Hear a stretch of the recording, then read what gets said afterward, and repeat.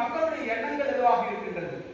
எனவே இந்த மக்களுடைய எண்ணங்களை நாம் பூர்த்தி செய்தாகவே தேர்தல் நேரத்தில் எந்த வாக்குறுதியை மக்கள் ஆனால் மக்கள் அதை உணர்ந்திருக்கின்றார்கள்.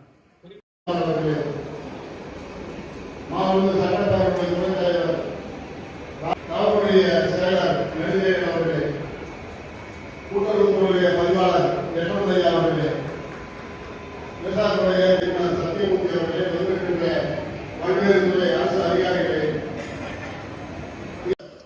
வழக்கத்தை கூறி இந்த தள்ளி வைக்கப்பட்டு 3வது முறையாக நடைபெறுகின்ற சிலிண்டருக்கு மாதம் மானியமாக இன்றைக்கு வங்கி கணக்கிலே கொடுக்கப்பட்டிருக்கின்றது. மத்திய அரசின் மூலமாக பாரத பிரதமர் அவர்கள் இந்திய நாடு முழுவதும் சிலிண்டருக்காக 200 ரூபாய் நேரடியாக அந்த சிலிண்டருக்கு மானியம் கொடுத்துக் கொண்டிருக்கின்றோம். இன்றைக்கு தேசிய ஜனநாயக கூட்டணி அரசாங்கம் ஒரு சிலிண்டருக்கு மாதம் ஒன்றுக்கு மத்திய அரசாங்கம் 200 ரூபாயும் மாநில அரசாங்கம் 300 ரூபாயும் சேர்த்து 500 ரூபாய் இன்றைக்கு மானியமாக இன்றைக்கு தேசிய ஜனநாயக கூட்டணி அரசாங்கம் கொடுத்துக் கொண்டிருக்கின்றது. அது மேல பெண் பிள்ளைகள் பிறந்தால் அவள் மீது 50,000 டெபாசிட். இப்படி எண்ணற்ற திட்டங்களை சொல்லிக்கொண்டே போகலாம். இன்றைக்கு விவசாயிகள் சன்மான் நிதி என்று சொல்லக்கூடிய அந்த திட்டத்தை 6,000 ரூபாய் நம்முடைய விவசாயிய வங்கி கணக்கிலே மத்திய அரசாங்கம் இன்றைக்கு செலுத்திக் கொண்டிருக்கின்றது. இப்படி இந்த திட்டங்களை எல்லாம் செலுத்தி வருகின்ற இன்றைக்கு மத்திய அரசாங்கம் இன்றைக்கு இந்த இலவச அரிசி திட்டத்தையும் கொண்டு வர வேண்டும் என்று சொல்லி நம்முடைய மாண்புமிகு துணைநிலை ஆளுநர் அவர்களை சந்தித்து மாண்புமிகு முதலமைச்சர் அவர்கள் கோரிக்கை வைத்தார்கள். நாங்களும் அந்த கோரிக்கைக்கு வலு சேர்க்கின்ற வகையிலே நாம் மக்களுக்கு அரிசியாகத்தான் கொடுக்க வேண்டும் என்று எங்களுடைய கோரிக்கையும் சேர்த்து வைத்தோம். அதன் அடிப்படையிலே மாண்புமிகு மரியாதைக்குரிய துணைநிலை ஆளுநர் அவர்கள் பிரதம அமைச்சரிடத்திலே நேரடியாக பேசி இன்றைக்கு நாம் மத்திய அரசுடைய திட்டம் எந்த ஒரு திட்டமாக இருந்தாலும் நேரடியாக அவருடைய வங்கி கணக்கிலே பணமாக செலுத்த வேண்டும் என்றுதான் இருக்கின்றது. ஆனால் புதுவை மாநிலத்திலே இந்த அரிசி திட்டத்தை பொறுத்த வரையிலே அவர்கள் அரிசியாக மக்கள் எதிர்பார்க்கின்றார்கள். எனவே அந்த திட்டத்திற்கு எங்களுக்கு நீங்கள் தளர்வு கொடுத்து அவர்களுக்கு அரிசியாக கொடுப்பதற்கு நீங்கள் அனுமதி வழங்க வேண்டும் என்று இந்த அரசினுடைய கோரிக்கையை, முதலமைச்சருடைய கோரிக்கையை மாண்புமிகு பாரத பிரதமருக்கு நேரடியாக கொண்டு சேர்த்து அதன் மூலமாக மத்திய அரசிடமிருந்து அந்த ஒப்புதலை தளர்வை பெற்று இன்றைக்கு அந்த திட்டம் இங்கே துவங்கப்பட இருக்கின்றது. இப்படி இந்த மத்திய மாநில அரசாங்கம் இரண்டும் இன்றைக்கு ஒரு டபுள் இன்ஜின் சர்க்கார் என்று சொல்வார்கள். மத்தியிலும் மாநிலத்திலும் ஒத்தாட்சி இருக்கின்ற காரணத்தினால் எண்ணற்ற திட்டங்கள் இன்றைக்கு பாத்தீங்கன்னா நம்முடைய இளைஞர்களுக்கு இருந்த வேலை வாய்ப்பு கிட்டத்தட்ட 10 வருஷம் 5 வருஷம் நிரப்பப்படாமல் இருந்த வேலை வாய்ப்புகள் நிரப்பப்படல. இன்னைக்கு இளைஞர்களுக்கு படிச்சவருக்கு வேலை இல்ல, எம்ப்ளாய்மெண்ட்ல பயந்துட்டு வேலைக்கு போக முடியல.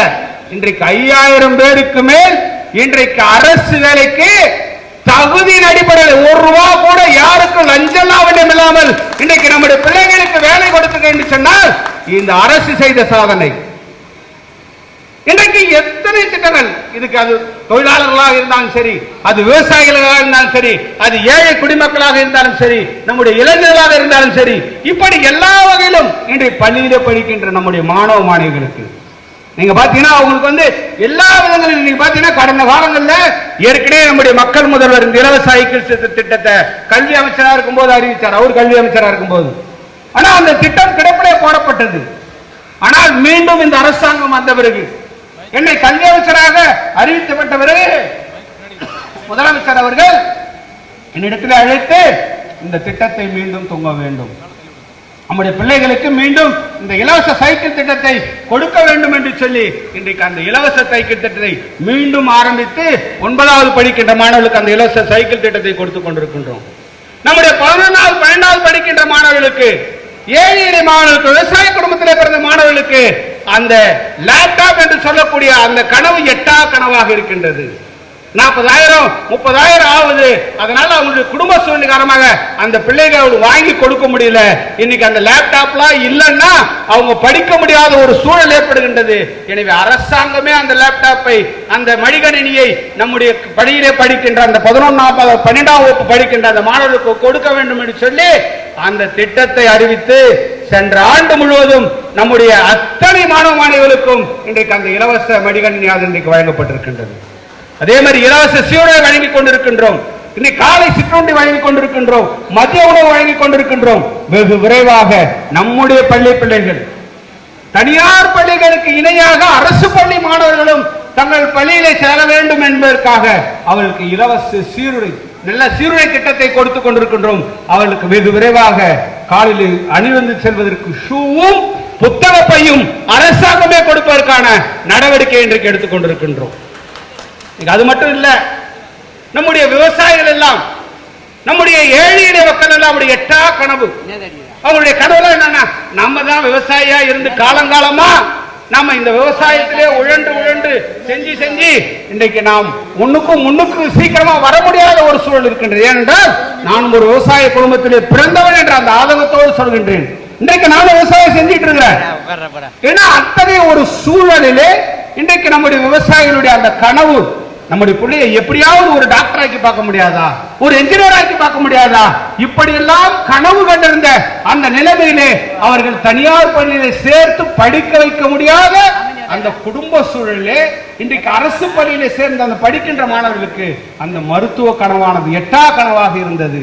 அதை இந்த அரசாங்கம் முயற்சி செய்து இன்றைக்கு அரசு பள்ளியிலே படிக்கின்ற மாணவர்களுக்கு 10% இடஒதுக்கீடை மருத்துவ படிப்பிலே கொண்டு வருவதற்கு முயற்சி எடுத்து மத்திய அரசாங்கத்துடைய ஒப்புதலோடு இன்றைக்கு நம்முடைய 10% இடஒதுக்கீடு மூலமாக நம்முடைய ஏழை எளிய அரசு பள்ளியிலே படிக்கின்ற மாணவர்கள் கிட்டத்தட்ட 39 பேர் MBBS நேரடியா இன்றைக்கு அவர்கள் படிப்பதற்காக வாய்ப்பை உருவாக்கி கொடுத்திருக்க என்று சொன்னார் இந்த அரசாங்கம் உருவாக்கி கொடுத்திருக்கின்றது. மத்தியிலும் மாநிலத்திலும் ஒரே ஆட்சி இன்றைக்கு ஆண்டு கொண்டிருக்கின்ற காரணத்தினால் இன்றைக்கு என்ன திட்டம், நிறைய திட்டங்கள் சொல்லலாம். நான் 2 நாளைக்கு முன்னாடி நான் டிவியில கூட ஒரு செய்தியை பார்த்தேன். ஒரு சில சமூக ஆர்வலர்கள் ஏதோ மத்திய அரசாங்கம் இந்த மாநிலத்திற்கு எதையுமே செய்யவில்லை என்பதை போல ஒரு தோரணை, ஒரு செய்தி, மக்களை ஒரு அரசியல் ரீதியாக மக்களை மடைமாற்றம் செய்வதற்காக இதை போன்ற பொய்யான செய்திகளை பரப்பிக் கொண்டிருக்கின்றார்கள். இது மட்டும் இல்ல, ஒன்னு நிறைய பேச வேண்டி இருக்குது. அதனால நான் விளக்கமா இன்னும் 2 நாள்ல பிரஸை சந்தித்து இந்த அரசாங்கம் என்னென்ன செய்திருக்கின்றது, மத்திய அரசாங்கம் என்னென்ன செய்திருக்கின்றது, மாநில அரசாங்கம் மரியாதைக்குரிய NRA தலைமையில் இருக்கின்ற அரசாங்கம் எந்தெந்த சலுகைகள் இந்த மாநிலத்துடைய வளர்ச்சிக்காக செய்திருக்கின்றன என்பதை நான் விரிவா பேசுறேன். எனவே இந்த அளவிலே நீங்கள் எல்லாம் பங்கெடுத்த உங்கள் அத்தனை பேருக்கும் என்னுடைய மனமார்ந்த பொங்கல் நல்வாழ்த்துக்களை தெரிவித்து விடைபெறுகிறேன். நன்றி, வணக்கம். இலவச காப்பீடு, பயிர்களுக்கு இலவச காப்பீடு, அது புதுச்சேரியை பொறுத்த வரைக்கும் நம்முடைய மக்கள் முதல்வர் பொறுப்பேற்ற பிறகு அந்த காப்பீட்டு தொகையும் இன்றைக்கு நம்முடைய அண்ணன் தேனி ஜெயக்குமார் பொறுப்பேற்ற பிறகு அந்த காப்பீட்டு தொகையும் அரசே செலுத்தி அந்த திரும்பிய தொகையும் உங்களுக்கான தொகையை நம்முடைய மக்கள் முதல்வர் தலைமையிலான அரசு அந்த பிரீமியத்தை செலுத்தி விடுகிறது. அதே போல ஆதார விலை, இந்த ஆதார விலையை அடிப்படையாக கொண்டு இன்றைக்கு முதலாக அதிகப்படியான விவசாயிகளுக்கு செல்ல வேண்டும் என்ற நோக்கத்திற்காக ஆதார விலையை உயர்த்தி கொடுத்தவர் நம்முடைய பாரத பிரதமர் நரேந்திர மோடி அவர்கள். இப்படி 27 திட்டங்கள் விவசாயத்துறைக்கு மட்டும், இதுபோன்று எண்ணில் அடங்கா திட்டங்கள், அத்தனை திட்டங்களும் இன்றைக்கு வாரி வழங்கி அதனுடைய முத்தாய்ப்பாக இன்றைக்கு ஏறத்தாழ 10 ஆண்டு காலம், உங்களுக்கு எல்லாம் இங்கே இருக்கிற விவசாய பெருங்குடி மக்களுக்கெல்லாம் தெரியும், 10 ஆண்டு காலமாக நிலுவையில் இருந்த கூட்டுறவு சங்கங்களின் நீங்கள் பெற்ற கடன் அத்தனையும் முழுவதுமாக தள்ளுபடி செய்கின்ற விழா இந்த அருமையானது ஒரு விழா. இந்த விழாவிலே உங்களுக்கு 11 கோடி ரூபாய் வழங்கணும்னா வேற எந்த அரசாங்கமும் செய்யல. எனக்கு முன்னால் பேசிய உள்துறை அமைச்சர் கூறியது போல சென்ற அரசு 5 ரூபாய் பென்ஷன் ஏற்றாத மட்டும் இல்லை, அவர்கள் எந்த திட்டத்தையும் பொங்கல் இனம் என்று 75 ரூபாய் அறிவிச்சாங்க. வெறும் 75 ரூபா. நீங்க இப்ப பார்த்துருப்பீங்க, பொங்கலுக்கு வெறும் 75 ரூபாய் அறிவிச்சாங்க. அந்த 75 ரூபாய் கொடுத்தது கிடையாது. இன்றைக்கு பொங்கலுக்கு உங்களுக்கெல்லாம் மக்கள் முதல்வர் தலைமையிலான அரசானது 750 ரூபாய் உங்களுடைய வங்கி கணக்கில் செலுத்துவதற்கான ஆணை பிறப்பிக்கப்பட இருக்கிறது. அதுபோல இலவச துணி பெறுவதற்கான ஆணை இன்னும் இன்றைக்கோ நாளைக்கோ அறிவிக்க இருக்கிறார்கள். இந்த நம்முடைய மக்கள் முதல்வர் எப்பொழுதெல்லாம் ஆட்சிக்கு வருகிறார்களோ அப்போதெல்லாம் மக்களுக்கு தேவைகளை, மக்களுக்கு தேவையானவற்றை ஏழை மக்கள் சிரமப்படக்கூடாது என்ற நோக்கத்திற்காக அவர்களுக்கான திட்டங்களை அத்தனையும் எப்பொழுது வந்தாலும் அவர் போடுகின்ற முதல் கையொப்பம் முதியோர் உதவித்தொகை உயர்த்துகின்ற முதல் கையெழுத்தாக எப்பொழுது அவர் பதவியில் ஏற்றாலும் பதவியில் ஏற்கின்ற பொழுதெல்லாம் அவர் போடுகின்ற முதல் கையொப்பமானது பெண்களை சார்ந்ததாக இருக்கும். அதுவும் பென்ஷன் உயர்த்தப்பட்ட தொகையாகத்தான் இருக்கும். அப்படித்தான் ஒவ்வொரு முறையும் அவர் ஆட்சி கட்டிலே வருகின்ற பொழுது அந்த பென்ஷன் தொகை ஏற்றுகின்ற முதல் கையொப்பமாக இட்டுக் கொண்டு வருகிறார். இன்றைக்கு உங்களுக்கெல்லாம் வெறும் 500 ரூபாய், மீனவ மக்களுக்கு 1000 ரூபாய். அதை விட மிகப்பெரிய வாய்ப்பு ஆதி திராவிட பழங்குடியின மக்கள் படிக்கின்ற எந்த நாட்டிலே சென்று படித்தாலும், அவர்கள் எந்த கல்வியை விரும்பி படித்தாலும், அவள் படிக்கின்ற கல்வித் தொகையை முழுவதுமாக அரசே செலுத்தும் என்று அறிவித்து, அதுவும் 2016 முதல் 2021 ஆண்டு வரை ஏறத்தாழ 57 லட்சம் ரூபாய் வெளிநாடுகளை சென்ற கடந்த ஆட்சியிலே கொடுக்காத பணத்தை ஒரே நாளிலே அவளுக்கு தேர்தலுக்கு முன்பாக வழங்கியவர் நம்முடைய மக்கள் முதல்வர் அவர்கள். இதையெல்லாம் இங்கே இருக்கின்ற விவசாய பெருங்குடி மக்கள் எல்லாம் கவனத்தில் கொள்ள வேண்டும். தாய்மாரெல்லாம் அங்கே நிறைய பேர் வந்திருக்கீங்க. இதெல்லாம் சென்ற ஆட்சியில் வெறும் 5 ரூபா நமக்கு ஏற்றி தரல, இப்போ 500 ரூபாய் ஏற்றிருக்காங்க. யார் யார் விண்ணப்பித்திருந்தீர்களோ பென்ஷனுக்காக, அப்பெல்லாம் ஒரே ஒரு நபர் கூட கூடுதலாக வரல. யார் பென்ஷன் வாங்கினீங்களோ அவங்க தான் வாங்கி இருந்தீங்க. நம்முடைய தேசிய ஜனநாயக கூட்டணி ஆட்சி வந்த பிறகு எத்தனை பேர் விண்ணப்பித்து இருந்தீர்களோ அத்தனை பேருக்கும், அதில் ஒரே ஒரு நபர் கூட விடுபடாமல் அத்தனை பேருக்கும் பென்ஷன் வழங்கிய அரசு நம்முடைய மக்கள் முதல்வர் தலைவரான அரசு. ஆக மக்களுடைய தேவைகளை புரிந்து அவர்களுக்கான நன்மைகளை செய்கின்ற ஒரு அரசிற்கு நீங்கள் தொடர்ந்து ஆதரவு தர வேண்டும்.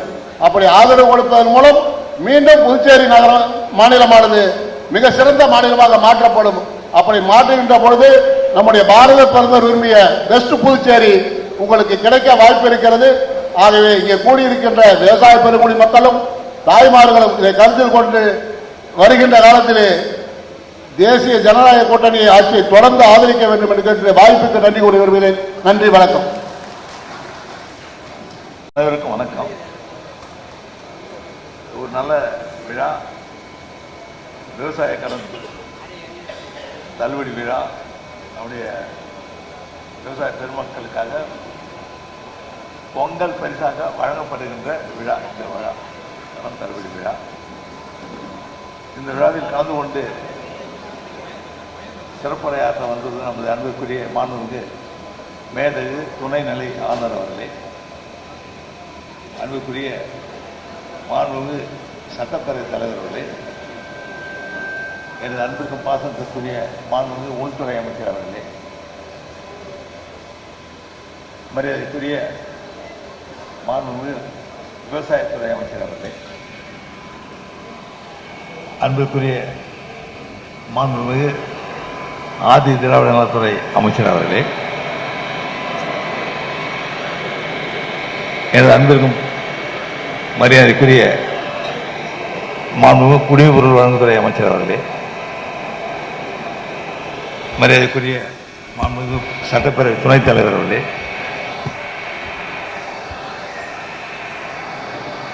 எனது அன்பிற்கும் மரியாதைக்குரிய அரசு செயலர்களே, துறையை சார்ந்த இயக்குனர் மற்றும் அதிகாரிகளே, விழாவில் கலந்து கொண்டு சிறப்பித்துக் கொண்டிருக்கின்ற எனது அன்பிற்குரிய விவசாய பெருமக்களே, பெரியவர்களே, தாய்மார்களே, சகோதர சகோதரர்களே, எனது இனிய நண்பர்களே, உங்கள் அனைவருக்கும் என்னுடைய நன்றி கலந்த வணக்கத்தை தெரிவித்துக் கொள்கின்றேன். அனைவருக்கும் எனது இனிய பொங்கல் நல்வாழ்த்துக்கள். பொங்கல் வர இருக்கின்றது. எல்லோருடைய வாழும் மகிழ்ச்சி பொங்க என்னுடைய பொங்கல் நல்வாழ்த்தை தெரிவித்துக் கொள்ள நான் மிகுந்த மகிழ்ச்சி அடைகின்றேன். இன்று விவசாய கடன் தள்ளுபடி விவசாய பெருமக்களுக்கு, அடுத்து நம்முடைய மக்களுக்கு அவர்கள் விரும்பிய இலவச அரிசி வழங்குகின்ற ஒரு விழா. இந்த 2 விழாவும் பொங்கலோடு ஒத்து போகின்ற விழா, விவசாயிகளுக்கான ஒரு விழா. மக்கள் சிறப்பாக பொங்கல் கொண்டாடுகின்ற அவர்களுக்கு கேட்ட இலவச அரிசி. மற்றும் அவர்களுக்கு பொங்கல் பரிசாக கொடுக்கப்படுகின்ற 750 ரூபாயும் இன்று முதல் வங்கியில் செலுத்தப்படுகின்றது. ஆதி திராவிட மக்களுக்கு வேட்டி சேலைக்கான ரூபாய் 1000 வங்கியில் வழங்கப்படுகின்றது. நம்முடைய பிற்படுத்தப்பட்ட சமுதாய மக்களுக்கான இலவச வேட்டிக்கான ரூபாயும் வங்கியில் வழங்கப்படுகின்றது. இது பொங்கலுக்கான பரிசுகள். நம்ம விவசாய பெருமக்கள் உங்களுக்கு நல்லா தெரியும் எவ்வளவு சிரமத்தோடு விவசாயம் செய்து உணவு உற்பத்தியை நம்முடைய புதுச்சேரி மாநிலத்தில் பெருக்கிக் கொண்டு வருகின்றார்கள் என்று. விவசாயம் ஒரு சுலபம் இல்லை. மழை பெஞ்சாலும் நஷ்டம் வரும், வெயில் காய்ஞ்சாலும் சில நஷ்டம் வரும். ரொம்ப சிரமமானது விவசாயத்தொழில் என்பது, மிக சிரமமானது. அப்படிப்பட்ட ஒரு சிரமமான நிலையில் அவர்கள் கூட்டுறவு சங்கங்கள் வாயிலாக, வேளாண் கூட்டுறவு சங்கங்கள் வாயிலாக கடனை பெற்று விவசாயம் செய்து வருவதை நாம் பார்க்கின்றோம். அப்படி விவசாயம் செய்து வரும்போது அந்த கடன் சரியாக திருப்பி செலுத்த முடியுமா? அப்படி பார்த்தீங்கன்னா இருக்க முடியாது. ஏன்னா மழை பெஞ்சு போச்சுன்னா சேதம் அடைஞ்சிடும், செலுத்த முடியாது. அப்போது அசலோட வட்டி சேரும். அந்த வட்டியும் சரியாக கட்ட முடியலன்னா அபராத வட்டியும் போட்டுருவாங்க, வங்கியில் சங்கங்களில் போட்டுருவாங்க. இது சேர்ந்தால் கட்ட முடியாதுன்னா அடுத்து கடன் வாங்கி பயிர் செய்யணும், பயிர் செய்ய முடியாது. இதுவும் கட்டவும் முடியாது, அடுத்து கடன் வாங்கி பயிரும் செய்ய முடியாது. அப்போ எப்படி செய்வாங்க?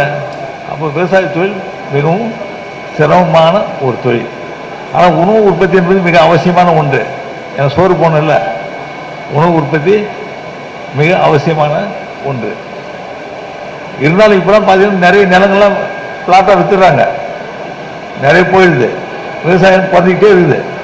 இருந்தாலும் இந்த விவசாய பெருமக்கள் வேளாண் உற்பத்தியில் அதிக கவனம் செலுத்தி உணவு உற்பத்தியை நமக்கு கொடுத்து கொண்டிருக்கின்றார்கள். உண்மையே மிகவும் ஒரு மகிழ்ச்சியான ஒன்று நமக்கு உணவு உற்பத்தி, அவர்கள் உணவினை கொடுப்பது. ஆனால் அவருடைய வாங்கிய கடனை திரும்ப செலுத்த முடியாமல் கடன் சுமை ஏறிக்கிட்டே இருக்குது. இது ஒரு பெரிய கோரிக்கையாகவே இருந்தது. பல ஆண்டுகளாக கேட்டுக்கிட்டே இருந்தாங்க, தள்ளுபடி பண்ணி கொடுக்கணும் என்னன்னாங்க. எங்களுடைய அரசு பொறுப்பேற்ற பிறகு விவசாய கடன், அசல், வட்டி, அபராத வட்டி இத்தனையும் தள்ளுபடி செய்து கொடுக்குன்னு சட்டமன்றத்தில் அறிவிச்சிருந்தோம். சொன்னாங்க இவங்க என்ன கொடுப்பாங்களா, 20 அறிவிச்சாங்க, வரலையே, அடிக்கடி கேட்டுட்டே இருப்பாங்க, வரலையே, கொடுக்கலையே அப்படின்னா. அரசாங்கத்தில் அவ்வளோ சுலபம் உடனே நிதி ஒதுக்கி கொடுக்கறதுன்றது அவ்வளோ சுலபமாக இருக்க முடியாது. அதற்கான நிதி ஒரு சமயம் சொல்லுவாங்க அபராத வட்டி மட்டும் தள்ளுபடி செய்யலாம், அதுதான் நிதி இருக்குது அப்படின்னு சொல்லுவாங்க. அபராத வட்டி தள்ளுபடி பண்ணலாம் சொல்லுவாங்க, அசல் மட்டும் கட்டட்டும் அப்படின்னு சொல்லுவாங்க. நானும் சொல்லுவேன், வந்து கேட்கும்போது விவசாய பெருமனுக்கு சொல்லுவேன், சங்கங்களுக்கு வந்து கேட்பாங்க, அசல் மட்டும் கட்டிடுங்களா, வட்டி மட்டும் தள்ளுபடி செய்யலாம் அப்படின்னு ஒத்துக்க மாட்டாங்க. மொத்தமாக தள்ளுபடி செஞ்சு கொடுங்க, மிகவும் சிரமம் வருது, வருஷக்கணக்காகி போச்சு அப்படின்வாங்க. இன்று நீங்கள் கேட்ட மாதிரி உங்களுடைய கோரிக்கைகளை ஏற்ற அரசானது அசல், வட்டி, அபராத வட்டி இந்த மூன்றையும் சேர்த்து சுமார் 1523 விவசாயிகளுக்கு சுமார் 11.21 கோடி தள்ளுபடி செய்து கொடுத்திருக்கிறது. அதில் இப்போ 2 கோடி முதல்ல கொடுக்குறோம், சான்றிதழ் கொடுத்துட்றோம். அந்த புதுவை கூட்டுறவு வங்கிக்கு அந்த பணம் செலுத்தப்படும். அங்கே இருந்து நம்முடைய வேளாண் கூட்டுறவு சங்கங்கள் கடன் வாங்கியிருப்பாங்க, அவங்க அந்த நிதி சென்றடையும். நீங்கள் மறுபடியும் கடனை பெற்று விவசாயத்தில் அக்கறை செலுத்தலாம். விவசாய கடன் உங்களுக்கு எளிதாக கிடைக்கும்.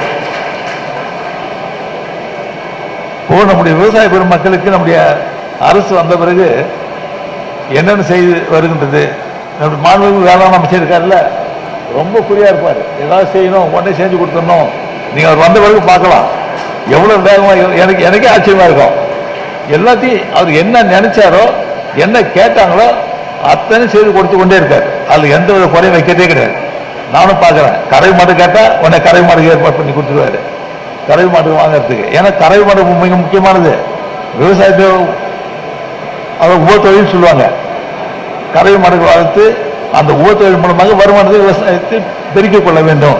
அது கறவை மாடுகள் வாங்கி கொடுக்கிறது. கறவை மாடுகளுக்கு கால்நடைகளுக்கு தேவையான மருந்து, அதுக்கு தேவையான தீவனங்கள் இதெல்லாம் கொடுக்கறதுல மிகவும் கவனம் செலுத்துவார். தீவனம் கொடுக்க முடியலன்னா தீவனத்துக்கான பணத்தை உடனே கொடுக்கணும்னு சொல்லுவாங்க. இது மாதிரி மிகுந்த அக்கறை எடுத்து அவர் வேளாண் பெருமக்களுக்கு தேவையான உதவியை செய்து கொண்டு வருகின்றார். ஏன்னா அவர் ஒரு விவசாயத்தில் அக்கறை உள்ளவர் தான். அவர் நிறைய மாடு வச்சிருக்காரு, கோழி வச்சிருக்காரு, ஆடு வச்சிருக்காரு, எல்லாம் வச்சிருக்காரு. அப்போ அந்த விவசாயிகள் மேல் மிகுந்த அக்கறை கொண்டு விவசாய பெருமக்களை உதவ வேண்டும் என்ற எண்ணத்தோடு விரைவாக எல்லாவற்றையும் அவர் செய்து கொடுத்து கொண்டு வருகின்றார்கள். நீங்களும் கறவை மாடுகள் வாங்கி நம்முடைய பால் உற்பத்தியை பெருக்க வேண்டும் என்பது என்னுடைய எண்ணம். ஏன்னா பார்க்குறீங்க, நம்ம பால் உற்பத்தி மிகவும் குறைவு. தேவையானது 1 லட்சம் லிட்டர் பால் நமக்கு தேவை. ஆனால் இன்னைக்கு நமக்கு கிடைக்கிறது ஒரு 50,000 லிட்டர் நம்மக்கிட்ட இந்த புதுச்சேரி மாநில உற்பத்தி இருக்கு, பால் உற்பத்தி. அப்போ இன்னும் நம்ம வெளியில் வாங்க வேண்டியதாக இருக்குது. அதே இங்கேயே நம்மளுக்கு உற்பத்தி இருந்தால் உங்களுக்கு வருமானமும் கூடுதலாக கிடைக்கின்ற ஒரு வாய்ப்பு இருக்கின்றது. கறவை மாடுகளை வளர்ப்பதற்கு தேவையான வசதி வாய்ப்பினை உருவாக்கி கொடுப்பதற்கு தேவையான கடன் மூலமாக 75% மானியத்தில் கூட நம்ம மாடுகள் வாங்கி கொடுக்கின்றோம். அதனால் நீங்கள் கறவை மாடுகளை வளர்த்து பால் உற்பத்தியை பெருக்க வேண்டும் என்பது என்னுடைய தாழ்மையான வேண்டுகோளாகும். நீங்கள் செய்யலாம், அப்படி யார் செய்ய முடியும்? விவசாயம் எல்லாம் ஒரு அந்த பால் உற்பத்தி கறவை மாடு வைக்க முடியும். இடம் இருக்கும், நிலம் இருக்கும், புல் கிடைக்கும், செய்யலாம். அதனால் நீங்கள் பால் உற்பத்தியை பெருக்குவதில் மிகுந்த கவனம் செலுத்த வேண்டும் என்று உங்களை அந்த நேரத்தில் கேட்டுக்கொள்கின்றேன். இப்போ நம்முடைய அரசானது வேளாண் பெருமக்களுக்கு உற்பத்தி மானியம் கொடுக்குறாங்க. இப்போ உற்பத்தி மானியம் சரியாக கட்சிட்டே இருக்குது. உற்பத்தி மானியம் நெல்லுக்கு 5,000 ரூபா கொடுக்குறாங்க. இப்போ நம்முடைய கரும்பு சாகுபடிக்கு 10,000 கொடுக்குறாங்க. பருத்திக்கு ரூபா 10,000 கொடுக்குறாங்க. இதெல்லாம் சரியான முறையில் இப்பொழுது உங்களுக்கு கொடுக்கப்பட்டு வருகின்றது. நம்ம ஊரில் ஒரு பெரிய குறை, லிங்காரெட்டிப்பாளையம் கரும்பு ஆலை திறக்கலை, சர்க்கரை ஆலை திறக்கலையே ஒரு பெரிய குறை இருக்குது. என்னுடைய உள்துறை அமைச்சர் அடிக்கடி கேட்டே இருப்பார், என்ன செய்ய போறீங்க கரும்பு ஆலை திறக்கணும் அப்படின்ட்டு. கரும்பு ஆலை மீண்டும் திறப்பதற்கு நடவடிக்கை எடுத்து வருகின்றது. நம்ம கூட்டுறவு கரும்பு ஆலை அதை நம்ம சரியாக இயக்க முடியவில்லை சொன்னாலும் தனியார் மூலமாக அதை இயக்குவதற்கு அவர்களுக்கு உரிமம் கொடுத்து அதன் மூலமாக கூட்டுறவு சர்க்கரை ஆலையை இயக்குவதற்கு நடவடிக்கை எடுத்திருக்கிறோம். இன்னும் ஒரு 2-3 மாதங்களில் அந்த சர்க்கரை ஆலை திறக்கப்பட்டு மறுபடியும் இயங்கும் என்பதை நேரத்தில் உங்களுக்கு தெரிவித்துக் கொள்ள ஆசைப்படுகிறேன். ஏன்னா நம்ம விவசாயிகளுக்கு ஒரு பெரிய குறை. அதே மாதிரி நம்முடைய பாரத பிரதமர்கள் சிறுதானியம், நம்முடைய சிறுதானியம் உடம்புக்கு மிக மிக நல்லது. அது விவசாயிகள்லாம் உற்பத்தி செய்யணும், சிறுதானியத்தை பயன்படுத்தணும், உணவுல சிறுதானியத்தை பயன்படுத்தணும்னா சிறுதானிய ஆண்டா கூட அறிவிச்சிருந்தாங்க. அது மாதிரி சிறுதானியத்தை பயிர் வைக்கும். சிறுதானியங்கள் கரும்பு, நெல் இது மாதிரி பயிர் செய்யும். இப்போ நஞ்சினம், புஞ்சலம் சிறுதானியங்கள்லாம் பயிர் செய்கிற ஒரு வாய்ப்பு உண்டு. அது மாதிரி சிறுதானிய உற்பத்தியில் நம்ம அதிக கவனம் செலுத்த வேண்டும். அதன் மூலமாக விவசாயத்தில் நீங்கள் வருமானத்தை ஈட்ட வேண்டும் என்பது என்னுடைய எண்ணம். ஏன்னா சிறுதானியம் வந்து நீங்கள் அந்த காலம் பார்க்கலாம், எல்லா வீட்டுகளிலும் அந்த சிறுதானிய உணவு நிறைய கொடுப்பாங்க. இப்போ விவசாயம் குறைஞ்சதுனால அது அடிக்கடி கிடைக்குதானா கிடைக்குது, நம்ம வாய்ப்பெல்லாம் இருக்குது. ஆனால் சிறுதானிய உற்பத்தி என்பது மிக அவசியமான ஒன்று. சிறுதானிய உணவை நாம் பிள்ளைகள் கொடுக்க வேண்டும், பயன்படுத்த வேண்டும். அது மாணவர்களுக்கு பாதிப்படைய ஒரு பெரிய எண்ணம். சிறுதானிய ஆண்டாகவும் நமக்கு அறிவிச்சிருந்தார்கள். அதே மாதிரி பயிர் காப்பீடு திட்டம் நீங்கள் கேட்டீங்க, பயிர் காப்பீடு திட்டம் நீ முழுவதுமாக அரசை செலுத்தணும்னு கேட்டீங்க. அந்த கோரிக்கை ஏற்று முழுவதுமாக அந்த பயிர் காப்பீடு இதற்கான அதன் தொகையை நம்முடைய அரசு செலுத்தி வருகிறது. வேற எங்கேயும் பார்க்க முடியாது. முழு அந்த தொகையை அரசே செலுத்துவது புதுச்சேரியில் மட்டும்தான், புதுச்சேரி மாநிலத்தில் மட்டும்தான், வேற எங்கேயும் இல்லை. அதே மாதிரி ஊக்கத்தொகை கொடுக்குறது, நெல் உற்பத்திக்கு ஊக்கத்தொகை கொடுக்கறது,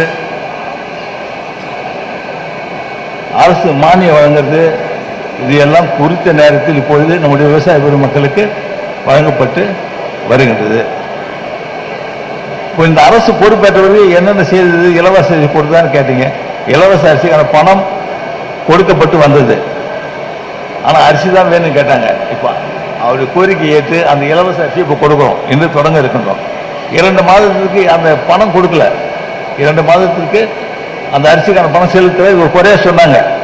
இன்று அதற்கான பணம் செலுத்துவதற்கான கோப்பிலும் கையெழுத்திட்டு மாதம் காமிச்சிருக்க அந்த 2 மாதத்திற்கான பணமும் செலுத்தப்படும். நம்முடைய வங்கியில அந்த அரிசிக்கான பணம் செலுத்தப்படும். அதே மாதிரி கேஸ் மானியம், சிலிண்டர் மானியம் என்ன, அதுவும் விரைவில் கிடைக்கும். அது கூட ஒரு 2 மாசத்துக்கு விட்டுட்டாங்க, அதுவும் கிடைக்கும். என்ன காரணம்னா நம்ம புயல் மழை வந்தது இல்லை.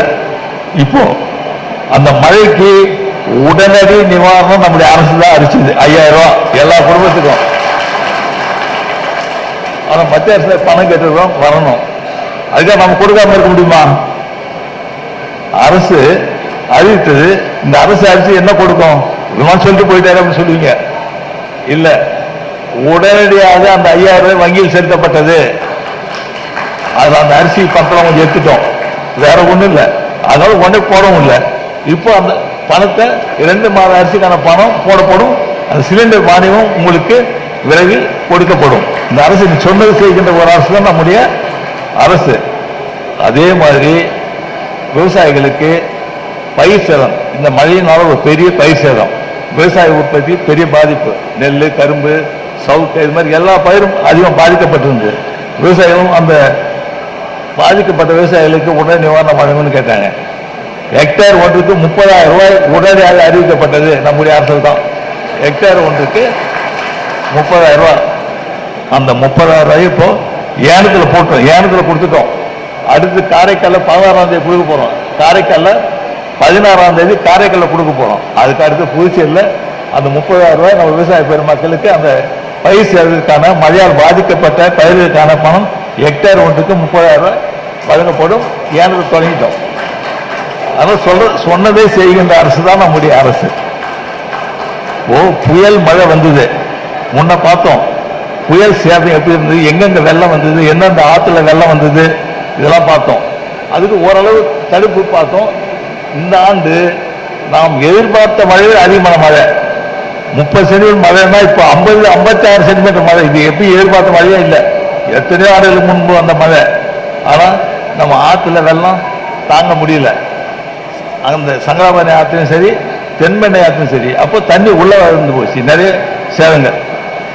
எதிர்காலத்தில் இது மாதிரி சேதம் எப்பொழுதும் ஏற்படாத அளவிற்கு 56-70 சென்டிமீட்டர் மழை வந்தாலும் தண்ணி வெள்ளம் ஆற்றுல இருந்து வெளியே உள்ள வர கிராமத்தில் புகுந்து பயிர்கள் சேதம் இல்லாமல், குடும்ப வீடுகளுக்கு சேதம் இல்லாமல் இருப்பதற்காக ஒரு முழு ப்ராஜெக்ட் திட்டம் ஒன்று தயாரிக்க சொல்லியிருக்கோம். அதாவது எத்தனை கோடி பணம் செலவானாலும் சரி, எதிர்காலத்தில் இது மாதிரி பிரச்சனை நம்முடைய பூச்சி இல்லாமல் இருக்க திட்டங்கள் தயாரிக்க நம்முடைய ஒரு துறையிடம் வலியுறுத்தப்பட்டிருக்கின்றது. அதற்காக மத்திய அரசிடமும் நிதி கேட்டிருக்கோம். மத்திய அரசும் அதுக்கான நிதியை கொடுப்பதற்காக ஒத்துக்கொண்டிருக்கிறது. மத்திய அரசுடைய அதிகாரிகள் கடந்த வாரம் எல்லா இடங்களையும் பார்வையிட்டு சென்றிருக்கின்றார்கள். அதற்கான நிதியையும் கொடுப்பதற்காக நிதி மத்திய அரசு நம்மால் தர முடியும். மத்திய அரசும் அதுக்கு உதவும் என்பதை நான் அந்த நேரத்தில் உங்களுக்கு தெரிவித்துக் கொண்டு, எதிர்காலத்தில் நம்முடைய ஆறுகளின் பக்கத்தினரில் சுவர்கள் அமைப்பதற்கான நடவடிக்கை அரசு எடுக்க இருக்கின்றது. நீங்க பார்க்கலாம், இப்போ எத்தனை பாலங்கள் கட்டிருக்கோம் பாருங்க.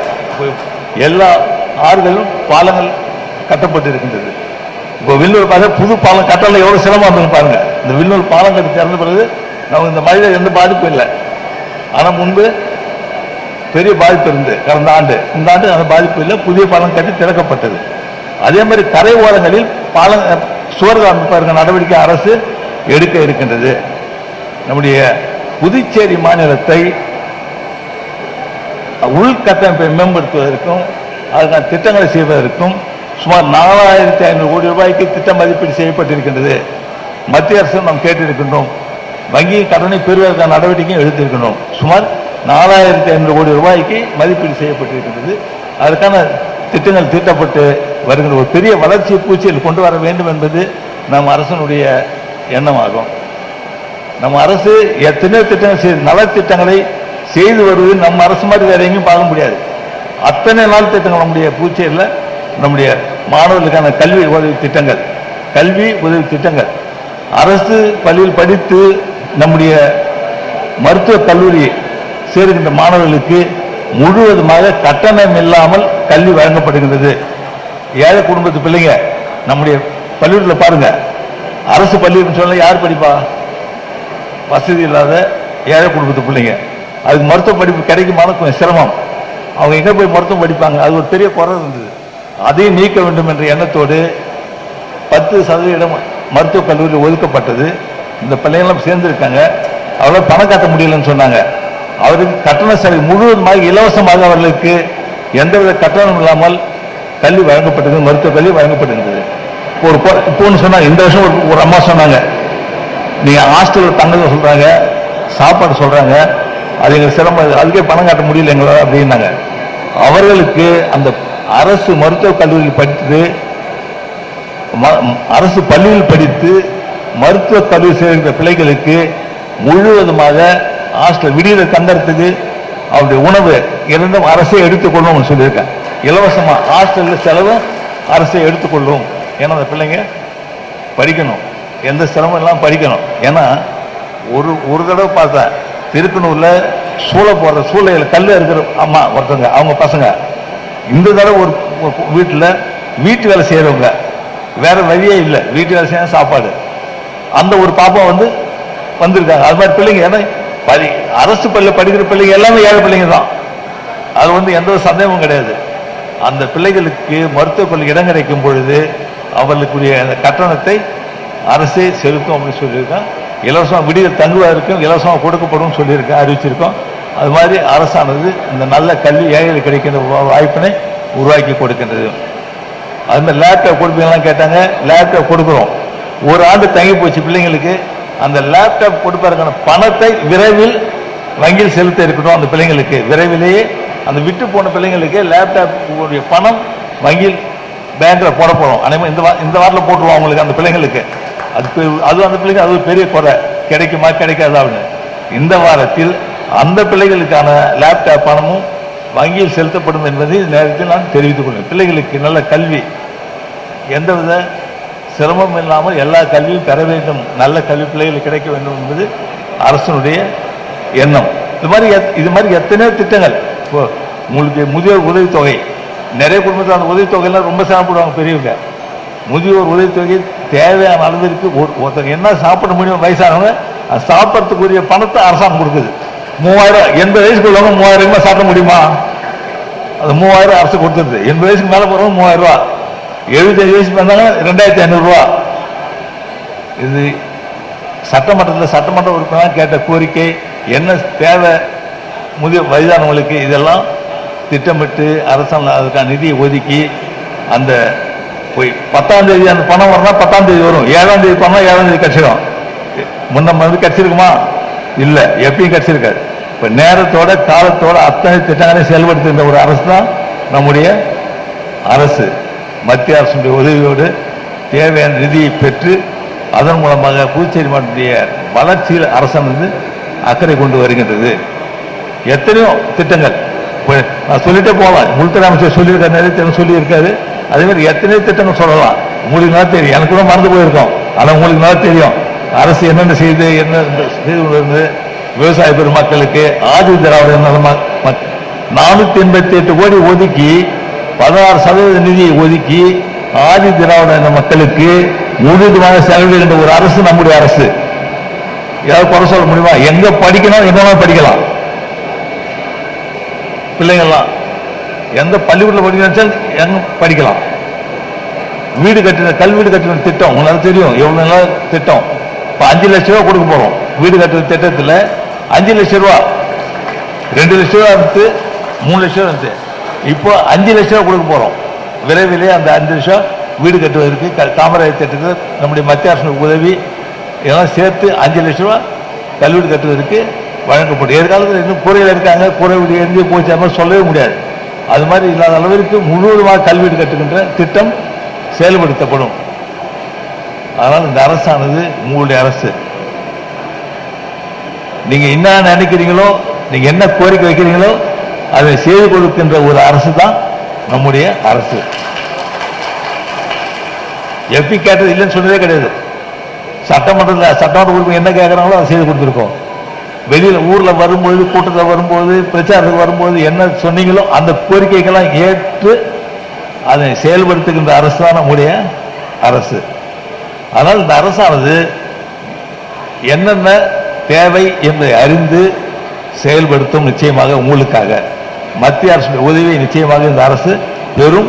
மத்திய அரசும் நமக்கு எப்பொழுதும் உதவியாக இருந்து கொண்டிருக்கும். கேட்கின்ற நிதியை கொடுத்து அதன் மூலமாக நம்முடைய புதுச்சேரி மாநிலத்தினை வளர்ச்சியில் கொண்டு வரக்கூடிய நடவடிக்கை நாம் எடுத்து வருகின்றோம்.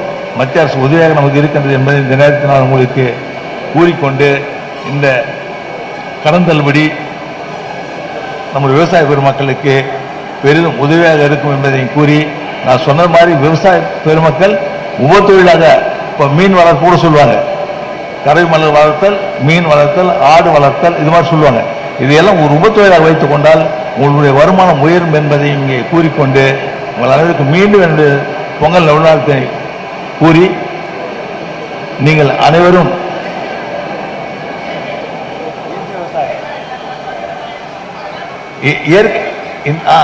இயற்கை விவசாயம் செய்கின்ற விவசாயிகளுக்கு தேவையான உதவி இந்த அரசு செய்யும் என்பதை கூறிக்கொண்டு, இயற்கை விவசாயத்தை இப்போ நிறைய பேர் ஆர்கானிக், அதாவது மருந்து போடாத பயிர் வரணும், உணவு இருக்கணும் அப்படின்னு நினைக்கிறத பார்க்குறோம். நோய் இல்லாமல் இருக்கணுன்றது முக்கியமானது. அது நோய் இல்லாமல் பார்த்துக்கொள்ள வேண்டும் நம்முடைய கடமை. அது நல்ல உணவு என்பது மிக அவசியமான ஒன்று. அதுக்கு அந்த ஆர்கானிக் இயற்கை விவசாயம் என்பது மிக முக்கியமான ஒன்று. அதற்கு நம்முடைய அரசு உறுதுணையாக இருக்கும் என்று இங்கே கூறிக்கொண்டு, நம்முடைய வேளாண் துறை அமைச்சருக்கு ஒரு பெரிய விழாவாக இங்கே ஏற்பாடு செய்திருக்க வேண்டிய மனமார்ந்த நன்றி கூறி, உங்கள் அனைவருக்கும் என்னுடைய வாழ்த்தினை கூறி வாய்ப்புக்கு நன்றி விடுகின்றேன். நன்றி, வணக்கம். எனக்கு விவசாயிகள் கூட பேசணும்னா 5 நிமிஷமா 10 நிமிஷம் போதாது. என் மனதில் இருக்கிற ஐடியாஸ் உங்க கூட பேசணும்னா எனக்கு 2 நாள் ஃபுல் டே கிடைச்சாதான் என்னால் பேச முடியும். நான் கவர்னராக சார்ஜ் எடுத்த பிறகு, லெப்டினன்ட் கவர்னர் சார்ஜ் எடுத்த பிறகு பாரத பிரதமரை சந்திக்க போனேன். அவருடைய 2 கோரிக்கைகள் நான் அவருடைய கவனத்துக்கு கொண்டு வந்தேன். ஒன்று இலவச அரிசி, 2வது விவசாயிகளுக்கான கடன் தள்ளுபடி. பாரத பிரதமர் இந்த கடன் தள்ளுபடி விஷயத்துல எல்லாம் ரொம்ப ஸ்ட்ரிக்டா இருப்பாரு. அப்ப நான் புதுச்சேரி விவசாயிகளில் பற்றி ஏன் இந்த கடனை தள்ளுபடி செய்ய வேண்டும் என்று சொன்ன போது அவர் சொன்னார், ஓகே கோ ஹெட் சொன்னார் அவர். அந்த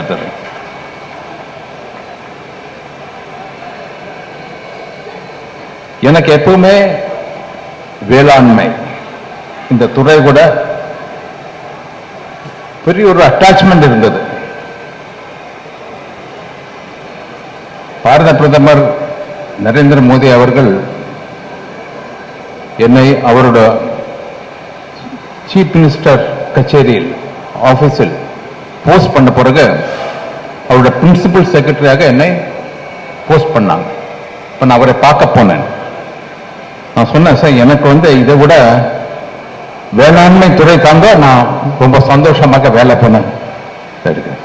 அவர் சொன்னாரு, இப்போ நீங்க என்னோட ஆபீஸ்ல வேலை பண்ண, பட் என்னோட ஆபீஸ்ல அக்ரிகல்ச்சர் செக்டர் நீ பார்த்துக்கோ. இப்போ 10 வருஷமாக நான் முதல் அமைச்சர் காரியாலயத்தில் அக்ரிகல்ச்சர் செக்டர் நான் தான் பார்த்துட்டு இருக்கேன். ஏன் எனக்கு இந்த இவ்வளோ அட்டாச்மெண்ட் ஏன்னா, விவசாயிகளுக்கு ஏதாவது இப்ப இருக்கிற விவசாயம் பண்ணி கொடுக்க வேண்டியிருக்கும், ஃபர்டிலைசர் கொடுக்க வேண்டும், மினிமம் சப்போர்ட் பிரைஸ் கொடுக்க வேண்டும். அதை தவிர வேறு விதமாக சிந்திக்க வேண்டும், பெருசாக சிந்திக்க வேண்டும். உங்களுக்கு ஒரே ஒரு சந்தர்ப்பத்தை உங்கள் மத்தியில் கொண்டு வருகிறேன். 2 நாளைக்கு முன்னாடி நான் யானம் போயிட்டு இருந்தேன். அப்போ ராஜமன்றிலிருந்து ஒரு 25 கிலோமீட்டர் பை ரோட் போனோன்னா லெஃப்ட் சைடில் ஒரு பிரதேசம், ஒரு கிராமம் இருக்கு, கடியம் என்ற ஒரு கிராமம். இந்த ரோட்ல 15 கிலோமீட்டர் தூரத்தில் லெஃப்ட் சைடில் பார்த்தோன்னா பூரா நர்சரி அண்ட் பூக்கள். விவசாயம்.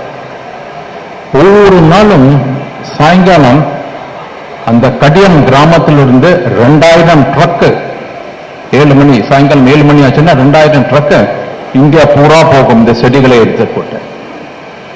100 ரூபாய் செடியிலிருந்து 5 லட்சம் ரூபாய் விலை வரக்கும் செடிகள் வரை அங்க தயாரிக்கிறார்கள். இந்த சின்ன கிராமம் அந்த 15 கிலோமீட்டர் தூரத்தில் 50,000 பேருக்கு வேலை கொடுக்கிறார்கள் தினமும். இதுதான் இந்த மாதிரி தான் திங்க் பண்ணும். இப்போ நீங்க வந்து அரிசி போடுற நெல் விவசாயம் பண்றீங்க, ஒரு கரும்பு விவசாயம் பண்றீங்க, பட் அந்த ஒரு கிராமத்தோட ஒரு நாளைக்கு 2000 ட்ரக் அங்கிருந்து போறதானா அந்த 50,000 பேருக்கு வேலை டெய்லி கொடுக்குறாங்கன்னா அது மாதிரி ஏதாவது சிந்திக்க வேண்டும் பெருசாக.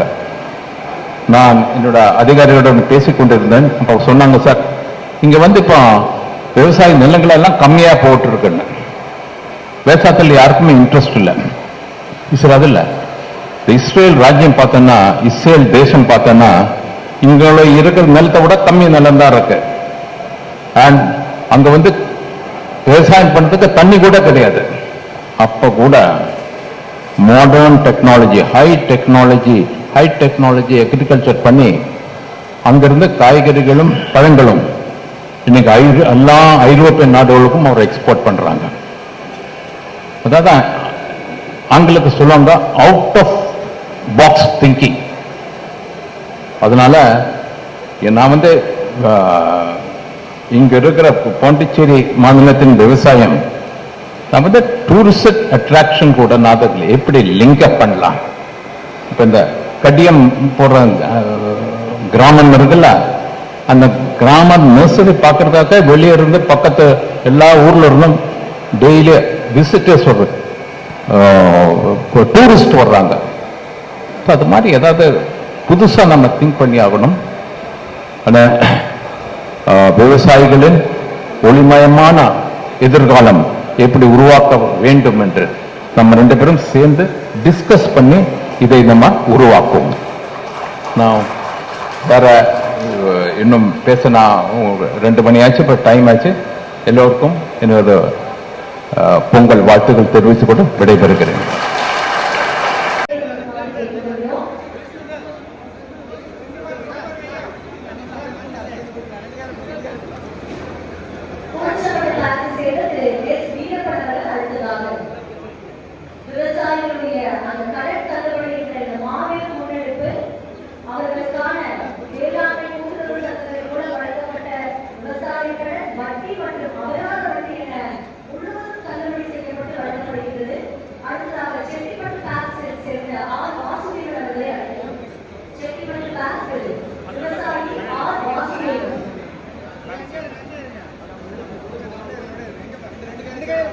அதைத் தொடர்ந்து கொடாத்தூர் பாஸ் விவசாயி சங்கர் அவர்களை அழைக்கிறோம். கொடாத்தூர் பாஸிலிருந்து இப்பொழுது விவசாயி திரு சங்கர் அவர்கள் விவசாய கடன் தள்ளுபடி சான்றிதழ் பெறுகிறார். அடுத்ததாக காட்டுப்பூர் பாஸை சேர்ந்த ஏ உமா சங்கர் விவசாயி உமா சங்கர் அவர்களை அழைக்கிறோம்.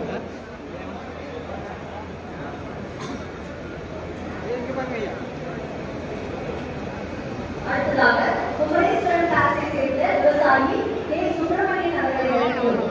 கே சுப்பிரமணியன் அவர்களை அழைக்கிறோம்.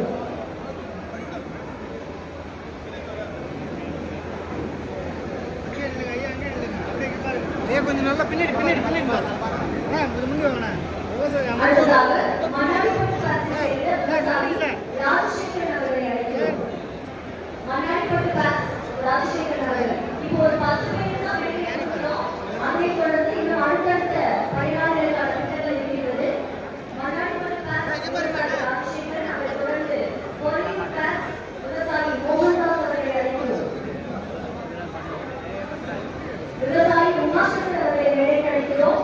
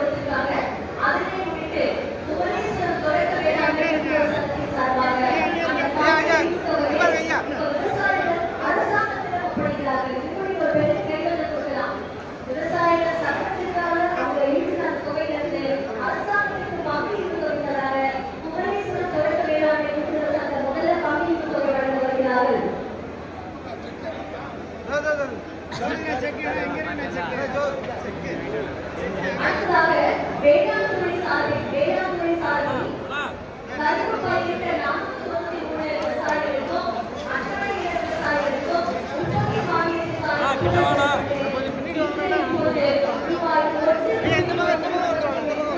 காசோலையை இப்போது மாநில துணைநிலை ஆளுநர் அவர்கள் வழங்குகிறார். இந்த மானியத் தொகை அவர்கள் வங்கிக் கணக்கில் தெரிவித்துக் கொள்கிறோம். மாநில துணைநிலை ஆளுநர் மற்றும் மாண்புமிகு முதலமைச்சர் முன்னிலையில் விழாவில் சிறப்பு விருந்தினர்கள் விவசாயத்துறை சார்பில் ரூபாய் 1.1 கோடி ரூபாய்க்கான காசோலையை வழங்குகிறார்கள். ஒரு பெரிய கைத்தட்டல் கொடுக்கலாம். வேளாண்மை சார்பில் இப்பொழுது விவசாயத்திற்கான மானியமாக நெல், மணிலா, பயிர் வகைகள், சிறுதானிய பயிர்கள், கரும்பு, பருத்தி என எல்லா வீடுகளுக்கான அந்த பயிருக்கான உற்பத்தி மானியம் இது. இந்த உற்பத்தி மானிய தொகை அதாவது கரும்பு பயிரிட்ட 493 பொதுப்பிரிவு விவசாயிகளுக்கு அட்டவணை விவசாயிகளுக்கு 10,000 என்கிற வகையில் ரூபாய் 1.1 ரூபாய் வழங்கப்படுகிறது.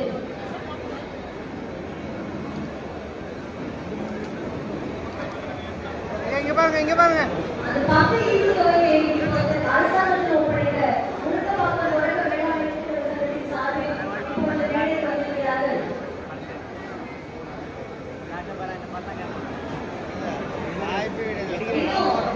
குடிமைப்பொருள் வழங்கல் சார்பில் மாதாந்திர இலவச அரிசி திட்டத்திற்கான அதனைத் தொடர்ந்து மாண்புமிகு வேளாண் துறை அமைச்சருடைய நன்றி உரையிற்கு இன்னும் கொஞ்ச நேரம் இந்த ஒத்துழைக்க பணிவோடு கேட்கிறோம். அடுத்ததாக குடிமைப்பொருள் வழங்கல்துறை சார்பில் இலவச மாதாந்திர அரிசி டோக்கன் வாங்கினவங்க ஒரு 5 பேர் மட்டும் எழுதிவாங்க.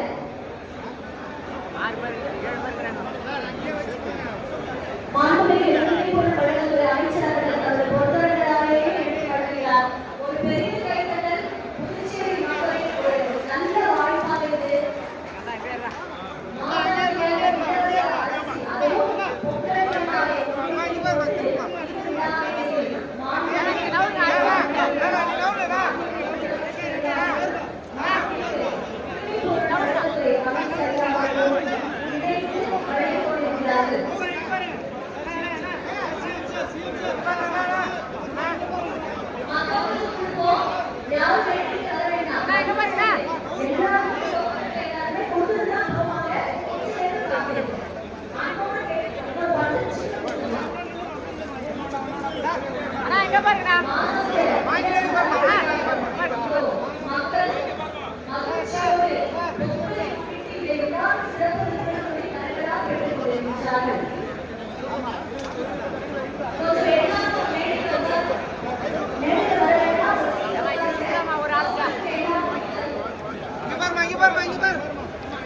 பொங்கலுக்காக ஐயா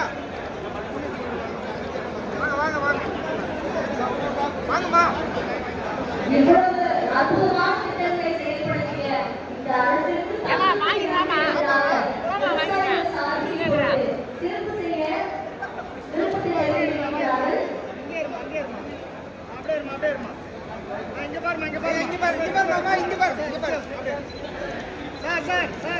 ஒரு மாநிலத்தில் அவங்க வீட்டில் உட்கார்ந்து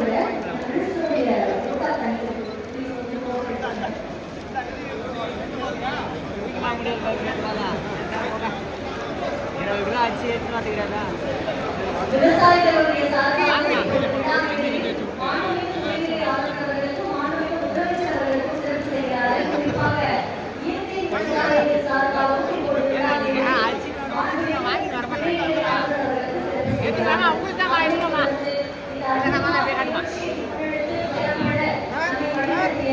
மாண்புமிகு வேளாண்துறை அமைச்சர் ஐயா அவர்களின் நன்றி உரை. இன்னொரு 5 நிமிஷம் உங்களுக்கு ஒத்துழைப்பு கொடுக்க பணிவோடு கேட்கிறோம். கொஞ்சம் எல்லாரும் அமைதியாக அவங்களுக்கான இடத்தில் அமர்ந்து தொடர்ந்து மாண்புமிகு வேளாண்துறை அமைச்சர் அவர்களுடைய நன்றி உரை.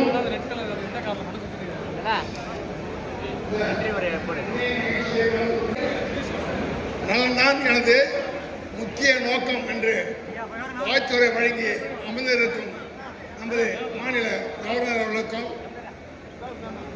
கேட்டதெல்லாம் கொடுக்கக்கூடிய ஒரு மக்கள் முதல்வர்.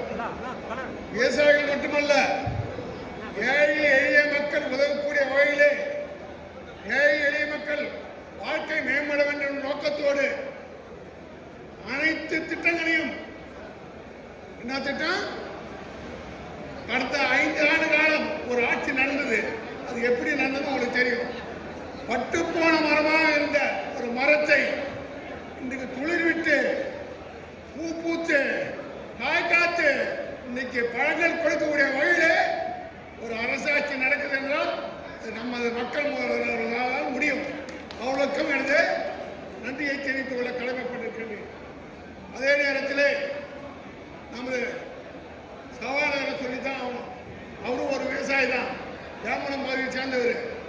அவரும் இந்த விவசாயிகளுக்கு உறுதியாக இருந்து செயல்பட்டிருக்கிறார். அவர்களுக்கு எனது நன்றியை தெரிவித்துக் கொண்டிருக்கிறேன்.